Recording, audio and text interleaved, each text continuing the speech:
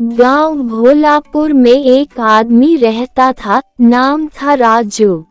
उसका पहनावा साधारण, घर मिट्टी का और आमदनी बहुत कम। मगर एक बात में वह पूरे गांव से अलग था, उसकी बुद्धिमत्ता। राजू न ज्यादा पढ़ा लिखा था, न ही कोई बड़ा व्यापारी, लेकिन लोगों की बातों को बहुत ध्यान से सुनता, उनके स्वभाव को समझता और मौके को पहचान कर काम करता था। उसकी यही विशेषता उससे चतुर राजू बना चुकी थी।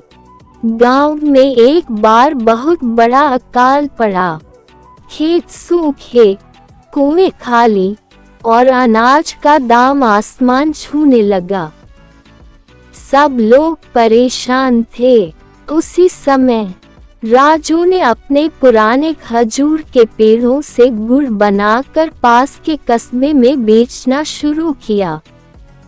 जब सब लोग पानी और रोटी के लिए संघर्ष कर रहे थे, राजू गुड़ को छोटी छोटी पुड़ियों में बांटकर ऊर्जा का खजाना कहकर बेचना लगा।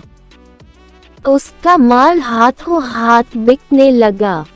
लोग हैरान थे, इतना सीधा सादा आदमी कैसे इतना सोच सकता है।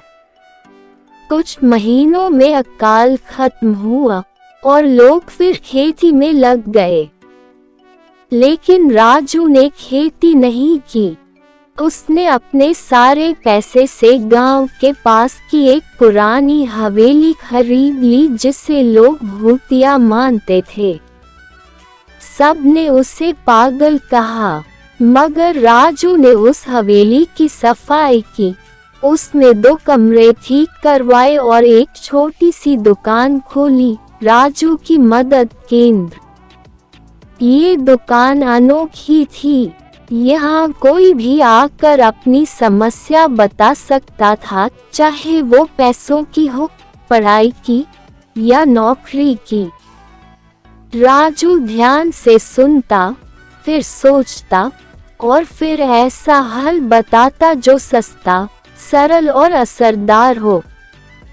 धीरे धीरे उसकी ख्याति फैलने लगी। पास के गांवों से भी लोग आने लगे। एक दिन गांव का प्रधान चुनाव का वक्त आया। गांव में 2 अमीरों के बेटे खड़े हुए थे, दोनों ने खूब पैसा बहाया। राजू ने ना खड़े होने की बात कही, पर लोग चाहते थे कि वह भी चुनाव लड़े। वह मान गया, लेकिन उसने किसी से चंदा नहीं लिया। राजू ने नारे दिए, काम की बात, खाली बात नहीं। उसने सिर्फ अपने पुराने कामों के बारे में बताया, कैसे उसने लोगों की समस्याएं हल की, कैसे वह उनके साथ खड़ा रहा। परिणाम आया, राजू भारी मतों से जीत गया। अब वह गांव का प्रधान बन चुका था। राजू ने प्रधान बनने के बाद गांव में बड़े बदलाव किए। उसने सबसे पहले शिक्षा पर ध्यान दिया। पुराना स्कूल ठीक करवाया, महिला साक्षरता केंद्र खोला और गांव के युवाओं को छोटे मोटे रोजगार के लिए ट्रेनिंग देने वाली संस्था खोली। उसने हर योजना को इस तरह लागू किया कि भ्रष्टाचार की गुंजाइश ही न रहे। काम ऐसा सरल बनाया कि हर कोई समझ सके। एक बार जिला अधिकारी गांव आया और गांव की स्थिति देखकर चौंक गया। उसने पूछा, राजू जी, आपने कैसे किया ये सब? राजू मुस्कुराया और बोला, बस लोगों की बात सुननी आती है और सच्चे मन से काम करना आता है। फिर एक दिन गांव में एक बड़ा संकट आया। पास की नदी का बांध टूट गया और बाढ़ आ गई। लोग डर के मारे इधर उधर भाग रहे थे। सरकार से मदद आने में वक्त था, राजू ने तुरंत गांव के ऊंचे स्थानों को चिन्हित किया, लोगों को छोटी छोटी टोलियों में बांटा और सबको सुरक्षित स्थान पर पहुंचाया। उसने मंदिर, स्कूल और अपनी हवेली को राहत केंद्र में बदल दिया। उसने तुरंत एक जनरेटर मंगवाया, राशन वितरण की व्यवस्था की और आसपास के गांवों से मदद जुटाई। जब सरकारी मदद पहुंची, तब तक राजू ने सब कुछ संभाल रखा था।